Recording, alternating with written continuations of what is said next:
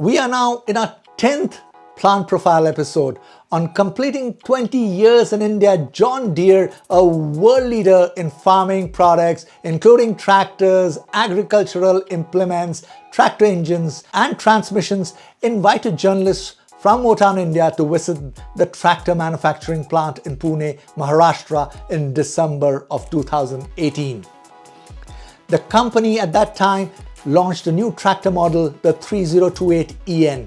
John Deere is part of US-based Deere & Company, a group that is more than 180 years old.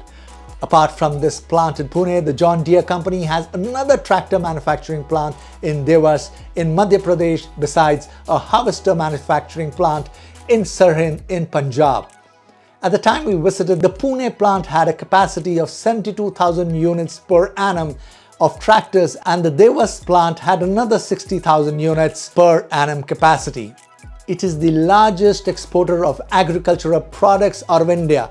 John Deere acquired the Wirtgen group of Germany in 2017, the latter being the world's largest road construction equipment company.